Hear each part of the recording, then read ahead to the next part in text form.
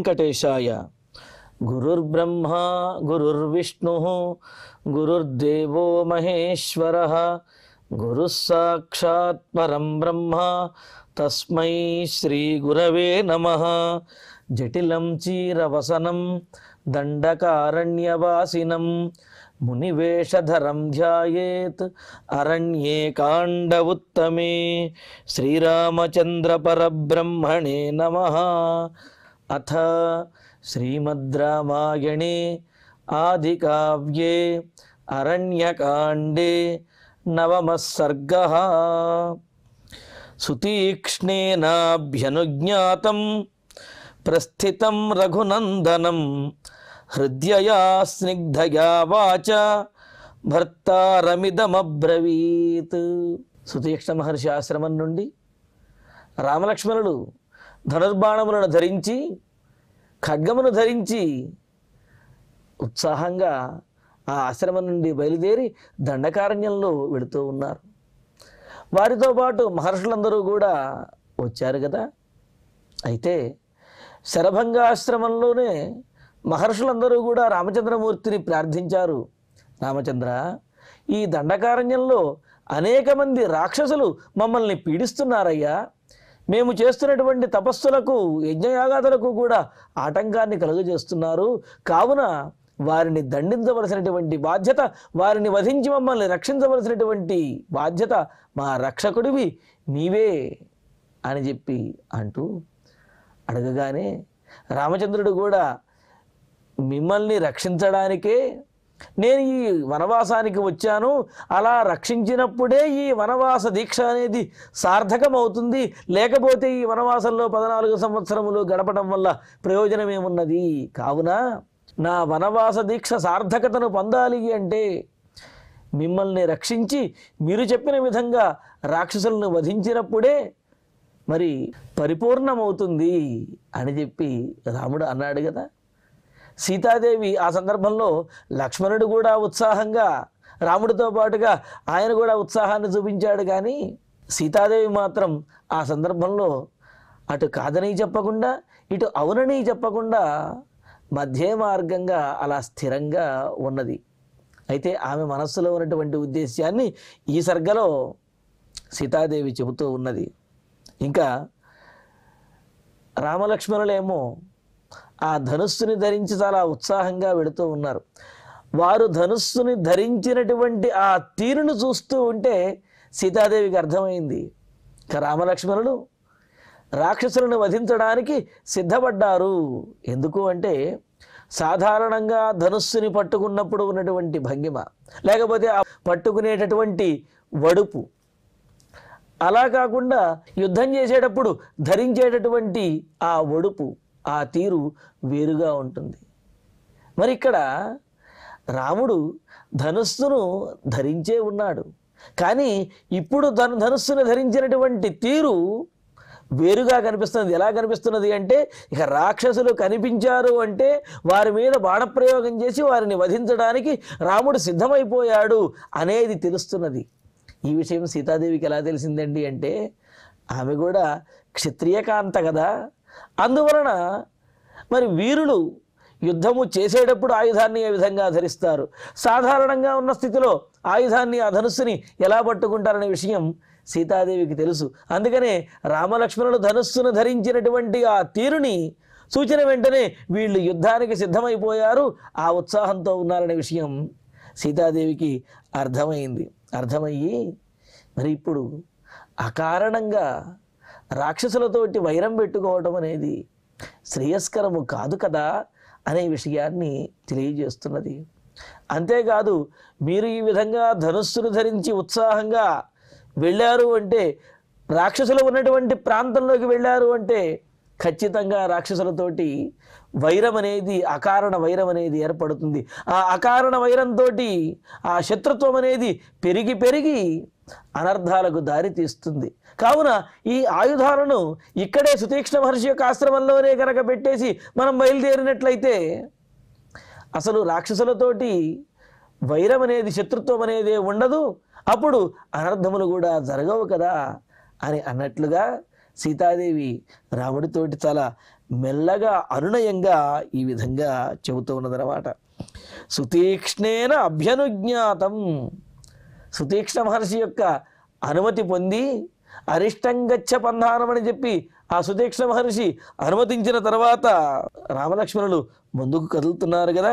అలాగా ముందుకు కదులుతున్నటువంటి భర్తారం రఘునందనం, ఆశ్రమం నుండి బయలుదేరినటువంటి తన భర్త అయిన రామచంద్రమూర్తితోటి రఘునందనం అంటే ఆ శౌర్య వీర్య పరాక్రమములతోటి ధర్మముతోటి సత్యముతోటి కూడా ఆ వంశమునకే వన్నె తెచ్చి ఆనందాన్ని కలగజేసేటటువంటి వాడైన రామచంద్రుడితోటి హృదయా స్నిగ్ధయా వాచ. హృదయ అంటే మనోహరమైనటువంటి, స్నిగ్ధయ చాలా అనునయంగా స్నేహంతో చెబుతున్నటువంటి ప్రేమపూర్వకమైనటువంటి మాటలతో ఇదం అబ్రవీత్, ఈ విధంగా సీతాదేవి చెప్పబోతూ ఉన్నది. ఏమని చెప్పబోతూ ఉన్నది? రాక్షసులతోటి వైరం వద్దు అని చెప్పబోతూ ఉన్నది. అయితే రాముడు ఒక్క మాట కనుక మాట్లాడాడు అంటే రామోద్విర్ నాభిభాషతే, రెండవ మాట అనేది రాముడి దగ్గర ఉండదు. ఒక మాట మాట్లాడితే ఆ మాట మీదే నిలబడతాడు. ఈ విషయం కూడా సీతాదేవికి తెలుసు. మహర్షులు అడిగిన వెంటనే వారికి అభయం ఇచ్చేశాడు రామచంద్రుడు. రాక్షసులను వధిస్తాను అని చెప్పి అక్కడ వారి ముందు మాట ఇచ్చాడు. ఆ విషయం కూడా సీతాదేవికి తెలుసు. అయినప్పటికీ కూడా ఇక్కడ ఇంకో మరో విశేషం, రామచంద్రుడు అప్రతిహతమైనటువంటి పరాక్రమం కలిగినటువంటి వాడు. ఆయన ధనుస్సు పట్టుకుని నిలబడితే ఎవరు కూడా ఎదురు ఉండలేరనే విషయం కూడా సీతాదేవికి తెలుసు. అయినప్పటికీ కూడా సాధారణమైనటువంటి భార్యలాగా భర్త మీద ఉన్నటువంటి అమితమైనటువంటి ప్రేమతోటి అతిస్నేహ పాపశంకి అని చెప్పి అంటారు. అంటే అమితమైనటువంటి ప్రేమాభిమానములు ఎవరి మీదైతే మనకు ఉంటాయో వారికి ఏమైనా అయిపోతుందేమోనన్న బాధ, భయం అనేది అప్రయత్నంగా మనలో వచ్చి చేరుతుందిట. ఏ విధంగా అయితే చిన్నపిల్లలు బయటకు వెళుతూ ఉంటే వారు అలవాటున్నటువంటి ప్రాంతంలో వెళుతున్నప్పటికీ కూడా ఆ తల్లికి వారికి ఏమైనా అవుతుందేమో అన్న బాధ. ఎందుకని? వారి మీద అమితమైనటువంటి ప్రేమ ఉంటుంది కావున. అలాగే భార్యకు భర్త మీద కూడా ఆ విధమైనటువంటి ప్రేమ ఉంటుంది. అందుకనే ఆ ఉన్నటువంటి అమితమైనటువంటి ప్రేమతోటి తన భర్త అయినటువంటి రామచంద్రుడికి ఏమైనా ఇబ్బంది కలుగుతుందేమో అనే శంకతోటి సీతాదేవి అంటున్నది, రాక్షసులతోటి వైరము శత్రుత్వము మనకు అవసరమా స్వామి ఈ సందర్భంలో అని చెప్పి అంటూ సీతాదేవి రాముడిని వారించడానికి ప్రయత్నిస్తూ ఉన్నది. ఎంత వారించినా రాముడు ఆగడు అనే విషయం సీతాదేవికి తెలుసు. అయినప్పటికీ కూడా తన ప్రయత్నాన్ని తానేదో చెయ్యాలి కావున, భార్యగా తాను చెప్పదలుచుకున్నటువంటి విషయాన్ని చెప్పాలి కావున సీతాదేవి రాముడితోటి ఈ విధంగా అంటూ ఉన్నది. అయితే ఇందులో మరొక ఆంతర్యం కూడా ఉన్నది. సీతాదేవి లక్ష్మీదేవి, రామచంద్రమూర్తి శ్రీమన్నారాయణుడు పరమాత్మ. మరి ఈ దండకారణ్యంలో ఉన్నటువంటి రాక్షసులందరినీ కూడా వధించి మహర్షులను రక్షించి లోక కళ్యాణం చేయటం కోసమే రాముడు అవతరించాడు. ఆయన యొక్క అవతార ప్రయోజనమే రాక్షసులను వధించడం. అటువంటి అవతార ప్రయోజనమైనటువంటి రాక్షసులను వధించడానికి ఉద్యుక్తులు అవుతున్నటువంటి రాముడిని మరి సీతాదేవి ఈ విధంగా ఆపటం అనేది ఎలా సమంజసమండి అంటే, ఇక్కడ ఉన్నటువంటి అసలు ఆంతర్యం ఏమిటి అంటే, ఏదైనా ఒక పని చేస్తాను అని ప్రతిజ్ఞ చేసిన తర్వాత అవతల వారిలో ఏమాత్రమైన ఏమరపాటు కానీ అశ్రద్ధ కానీ కలుగుతున్నప్పుడు పెద్దవాళ్ళు కానీ లేకపోతే స్నేహితులు కానీ ఈ విధంగా ఉంటూ ఉంటారు. పోనీలేరా నువ్వు చేయలేకపోతే కనుక మానేసేయి, ఇంకెవరైనా చేస్తారు అని ఎవరైనా అన్నట్లయితే కనుక వెంటనే వీరిలో పౌరుషం అనేది రేకెత్తుతుంది. ఆ పౌరుషంతో ఆ కార్యాన్ని ఖచ్చితంగా తప్పకుండా చేయడానికి వారు సిద్ధపడతారు. అయితే మరి ఇక్కడ రాముడిలో అటువంటి లక్షణమేమీ ఉండదు కదండి అని అంటే, రాముడు శ్రీమన్నారాయణుడే మానవుడిగా అవతరించారు. ఈ మానవ లక్షణంతో తన అవతార ప్రయోజనం ఏదైతే ఉన్నదో ఆ అవతార ప్రయోజనమైన రాక్షస సంహారం అనేది నరుడిగా ఉన్నటువంటి ఈ నారాయణుడు, ఆ రామచంద్రమూర్తి ఏమైనా కొంత వెనకడుగు వేస్తాడేమో, అటువంటి వెనకడుగు ఏమాత్రమూ పడకూడదు. రాముడు పరిపూర్ణమైనటువంటి పట్టుదలతో నిశ్శేషంగా రాక్షసులందరినీ కూడా వధించాలి అని అంటే ఆయనలో పౌరుషాన్ని రేకెత్తించాలి. అంతే కదండి, జ్వలతి చలితేంధనోగ్ని అని అన్నట్లుగా కట్టెలు పెట్టి అగ్ని రగిల్చిన తర్వాత ఆ కట్టెలను కాస్త కదిల్చినట్లయితే, ఇంధనాన్ని కదిల్చినట్లయితే మరింతగా అగ్ని ప్రజ్వరిల్లుతుంది. ఆ విధంగా మహర్షులకు మాట ఇచ్చినటువంటి రామచంద్రుడు మానవ లక్షణంగా ఏమాత్రమైనా సరే వెనుకడుగు వెయ్యవచ్చునేమో, వెనుకడుగు వెయ్యడు, ఆ విషయంలో సందేహం లేదు. కానీ మరింత పౌరుషాన్ని రాముడిలో నింపాలి. అందుకనే సీతాదేవి ఈ విధంగా అనవసరంగా ఈ వనవాస దీక్షలో రాక్షసులతోటి వైరం పెట్టుకుని మరలా లేనిపోయినటువంటి ఆపదలను కొని తెచ్చుకోవటం అవసరమా అని అన్నట్లుగా సీతాదేవి రాముడితో మాట్లాడుతూ రాముడి యొక్క పట్టుదలను పెంచుతున్నది అని చెప్పి మనకు ఆంతర్యం కనిపిస్తూ ఉన్నదన్నమాట.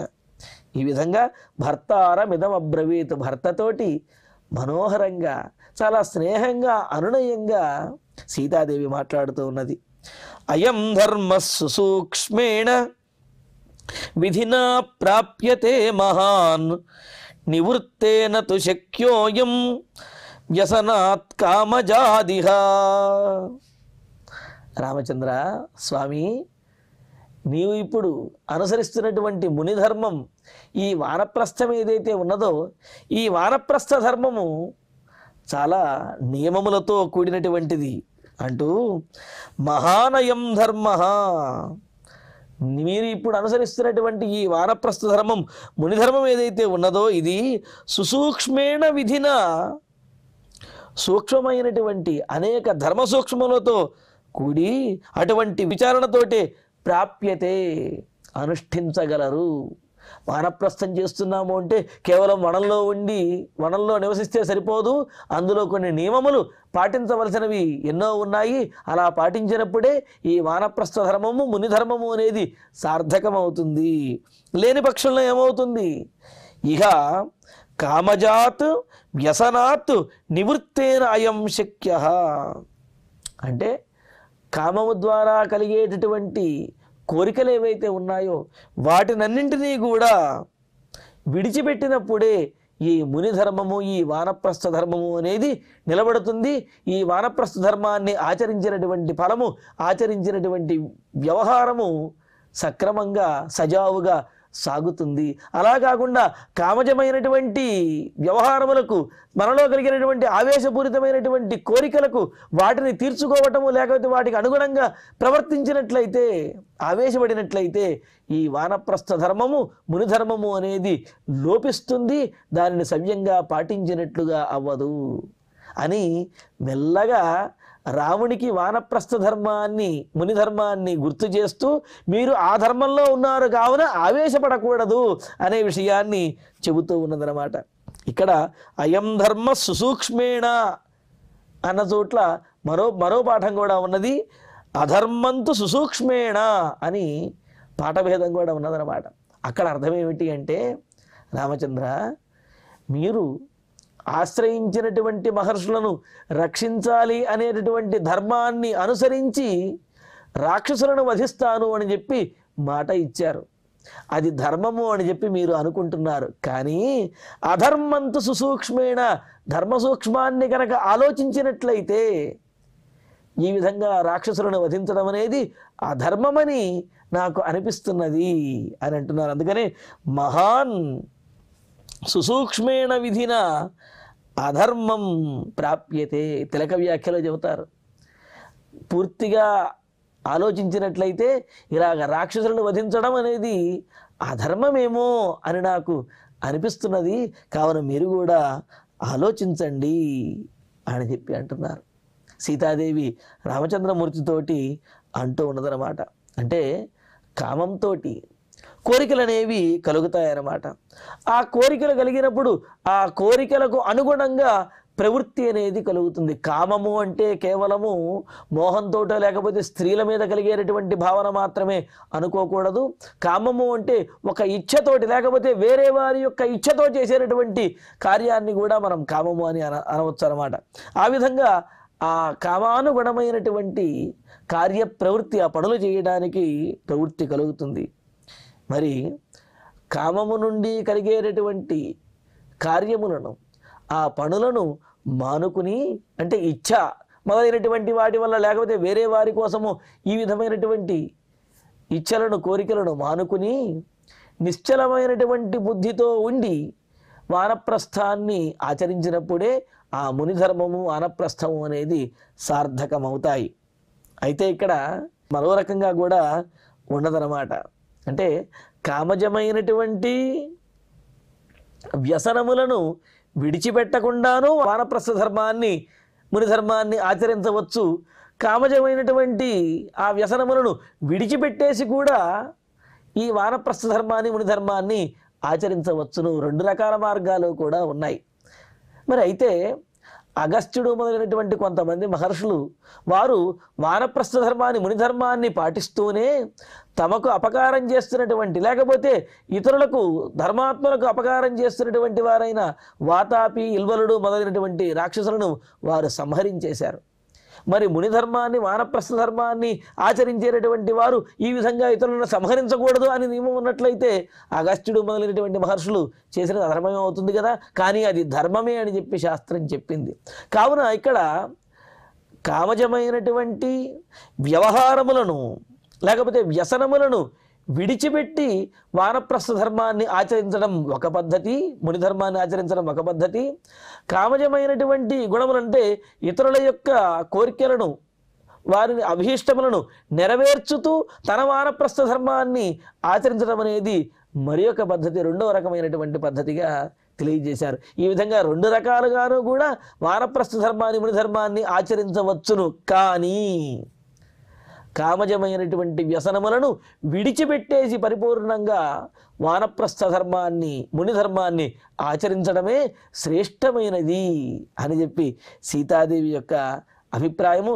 అందుకనే ఇతరుల అభీష్టం మేరకు రాక్షసులను వధించడము అనే ఈ కామజ వ్యసనమును విడిచిపెట్టి మీరు ఈ వానప్రస్థ ధర్మాన్ని పాటించండి స్వామి అని చెప్పడానికే సీతాదేవి విధంగా ప్రయత్నిస్తూ మహాత్మా రామచంద్ర, ఈ లోకంలో 3 వ్యసనములనేవి ముఖ్యంగా సహజంగా 10 వ్యసనములు అని చెప్పి అన్నారు, 7 వ్యసనములు అని చెప్పి అన్నారు.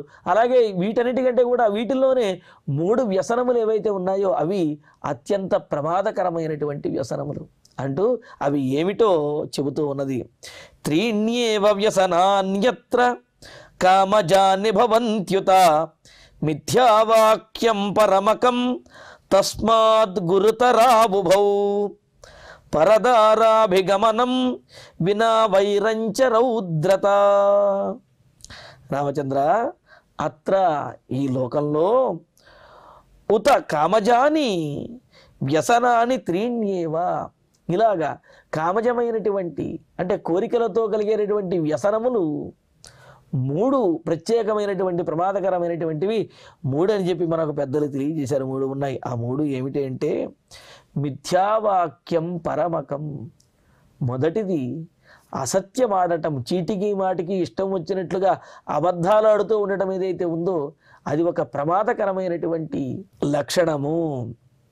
పరమకం మొదటిది అని చెప్పి అన్నారు. ఈ అలవాటుని మానుకోవాలి అని అన్నారు. చెడ్డ లక్షణంగా చెప్పారు అబద్ధాలు ఆడటం అనేది.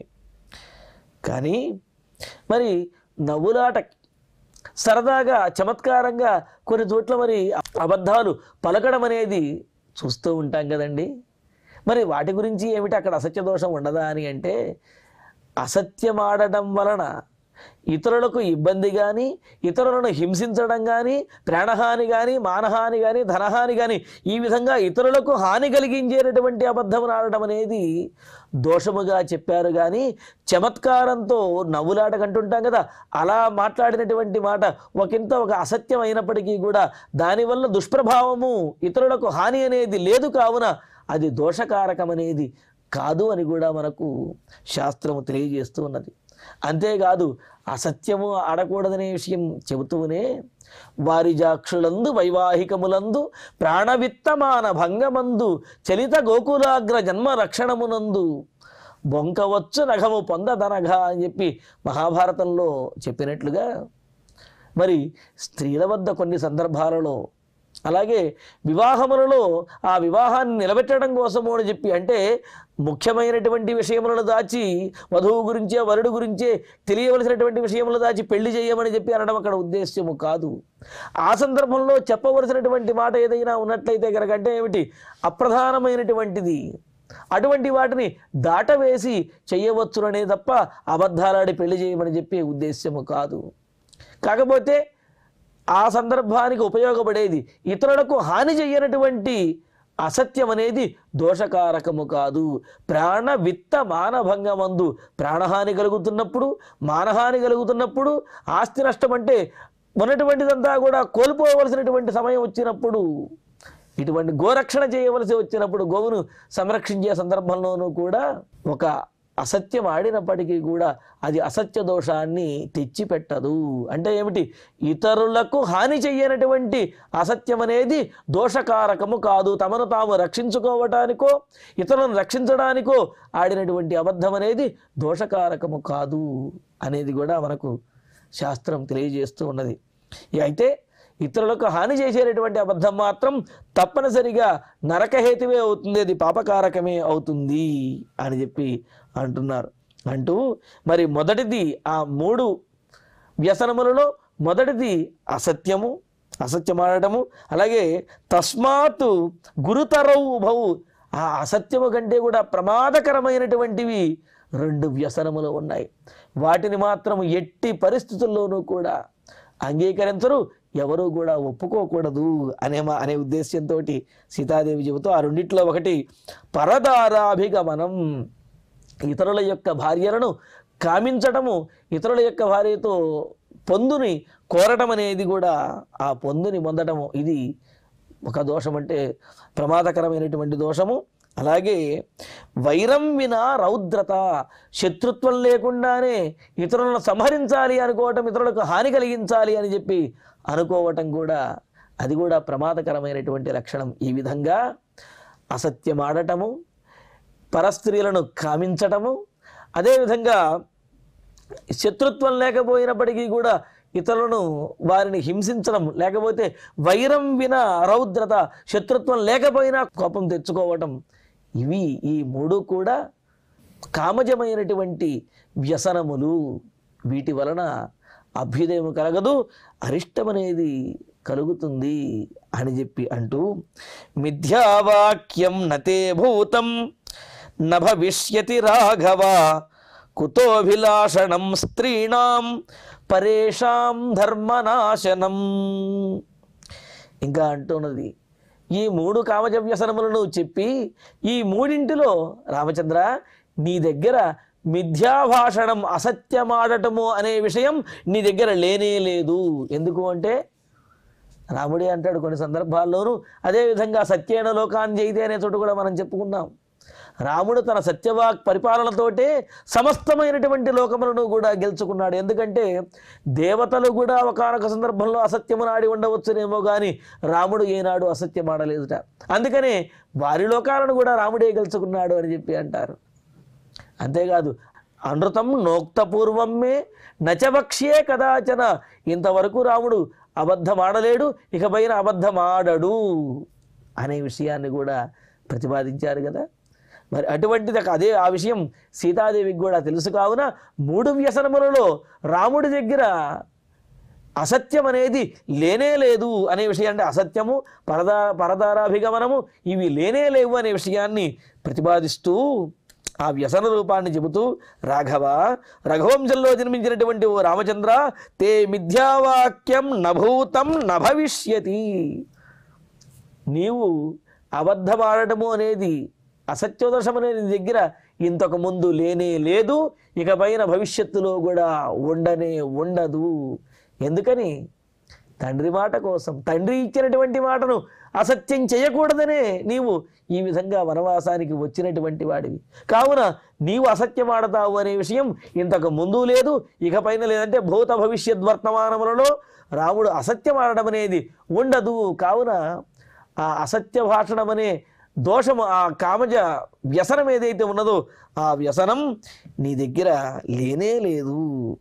ఇంకా రెండవది ధర్మనాశనం పరేషాం స్త్రీణాం అభిలాషణం. ధర్మమును నశింపజేసేటటువంటిదైన, అధర్మాన్ని కలగజేసేటటువంటిదైన పరదారాభిగమనం, ఇతర స్త్రీలను కామించడం అనే గుణము నీలో లేనే లేదు. తే కుతః, అసలు నీకు ఎక్కడ ఉంటుంది అని అంటున్నాడు. ఇక్కడ అసత్యమాడడం వల్ల అధర్మం అనేది వస్తుంది అని అన్నారు. అధర్మం కలుగుతుంది అంటే అసత్యం ఆడడం వల్ల తనకు తాను అధర్మాత్ముడైపోతాడు. అదేవిధంగా అధర్మ దోషం అనేది కలుగుతుంది, తాను నశిస్తాడు అని చెప్పి అంటున్నారు. అయితే పరదారాభిగమనం, ఇతర స్త్రీలను కామించడం ద్వారా తాను నశించడమే కాదు, అంటే తన ధర్మం అధర్మం కలగటమే కాదు, తాను అప్పటి వరకు చేసినటువంటి ధర్మముల యొక్క ఫలితం అంతా కూడా నశించిపోతుంది. అంతేకాదు ఇతరుల యొక్క ధర్మాన్ని కూడా నశింపజేసినటువంటి వాడవుతాడు. ధర్మనాశనం, ధర్మాన్ని చెరిచేటటువంటిది, అధర్మాన్ని కలుగజేసేటటువంటి పరేషాం స్త్రీణాం అభిలాషణం. ఇతర స్త్రీలను అభిలషించడం ఏదైతే ఉన్నదో, కోరడం ఏదైతే ఉన్నదో, తే కుతః, అటువంటిది అసలు ఎక్కడున్నదయ్యా నీ దగ్గర? నువ్వు అధర్మాన్నే ఒప్పుకోవు, అటువంటిది ధర్మాన్ని నాశనం చేసేటటువంటిదైనా ప్రత్యేకమైన దారుణమైనటువంటి అధర్మాన్ని తెచ్చిపెట్టేటటువంటి పరదారాభిగమనం, పరస్త్రీలను కామించడం అనేది అసలు నీకు తెలియనే తెలియదు, నీకు లేనే లేదు అని చెప్పి అంటున్నది. అంటూ మరి నీ దగ్గర అసత్య దోషం అనేది లేదు, ఇతర స్త్రీలను కామించడం అనేది లేదు అంటున్నాడు. ఇక్కడ చూడండి, అసత్య దోషం అనేది ఆ మనిషిని నాశనం చేస్తే, పరదారాభిగమనం అనేది ఆ మనిషితో పాటుగా అతడి యొక్క పూర్వీకులని, కులం, వంశం మొత్తాన్ని కూడా నాశనం చేస్తుంది అని అంటున్నారు. చూడండి ఎంత దారుణమైనటువంటి ఫలితం వస్తుందో ఈ పరదారాభిగమనం అనేది.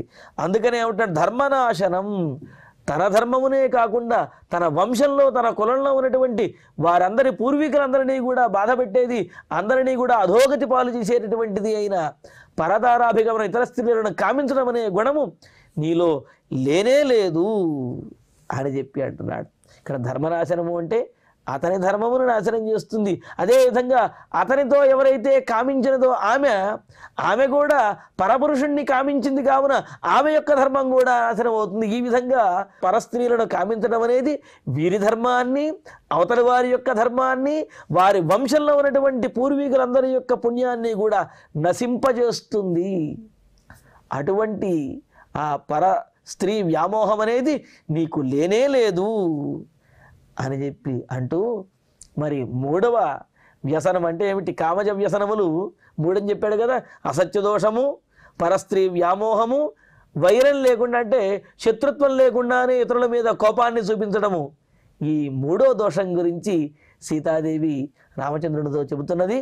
అయితే మొదటి రెండు దోషములు, ఆ వ్యసనములు లేనటువంటి నీవు ఈ మూడో దోషం ఏదైతే ఉన్నదో, శత్రుత్వం లేకుండా ఇతరులతోటి యుద్ధం చేయడం అనే దోషము, ఈ దోషాన్ని ఇప్పుడు తెచ్చిపెట్టుకుంటున్నావు. దీనివల్ల కూడా కొంత అధర్మం అనేది రావచ్చునేమో, ఆలోచించవయ్యా రామచంద్ర అని చెప్పి సీతాదేవి రాముడితోటి చెబుతున్నది. మరి ఆ విశేషాలను తర్వాతి ప్రవచనంలో తెలుసుకుందాము. ఇక ఇప్పుడు శ్లోకాలను పారాయణం చేసుకుందాము. సుతీక్ష్ణేనాభ్యనుజ్ఞాతం ప్రస్థితం రఘునందనం హృద్యయా స్నిగ్ధయా వాచ భర్తారమిదమబ్రవీత్ అయం ధర్మ సుసూక్ష్మేణ విధినా ప్రాప్యతే మహాన్ నివృత్తేన తు శక్యోయం వ్యసనాత్ కామజాదిహ త్రీణ్యేవ వ్యసనాన్యత్ర కామజాని భవంత్యుత మిథ్యావాక్యం పరమకం తస్మాత్ గురుతరావుభౌ పరదారాభిగమనం వినా వైరంచ రౌద్రత మిథ్యావాక్యం నతే భూతం న భవిష్యతి రాఘవ కుతోభిలాషణం స్త్రీణాం పరేషాం ధర్మనాశనం తవ నాస్తి మనుష్యేంద్ర నచాభూతే కదాచన మనస్యపి తథా రామ నచైతద్విద్యతే క్వచిత్. ఇత్యార్షే శ్రీమద్ రామాయణే ఆదికావ్యే అరణ్యకాండే నవమ సర్గే పంచశ్లోకా. ఇక ఇప్పుడు క్షమాప్రార్థన మంగళాంతంగా ఈ కార్యక్రమాన్ని పరిపూర్ణం చేసుకుందాం. యదక్షరపదభ్రష్టం మాత్రాహీనం తు యద్భవేత్ తత్సర్వం క్షమ్యతాం దేవ నారాయణ నమోస్తుతే. కాయేన వాచా మనసేంద్రియైర్వా బుద్ధ్యాత్మనా వా ప్రకృతే స్వభావాత్ కరోమి యద్యత్ సకలం పరస్మై నారాయణాయేతి సమర్పయామి. శ్రియః కాంతాయ కళ్యాణ నిధయే నిధయేర్ధినాం శ్రీవేంకట నివాసాయ శ్రీనివాసాయ మంగళం.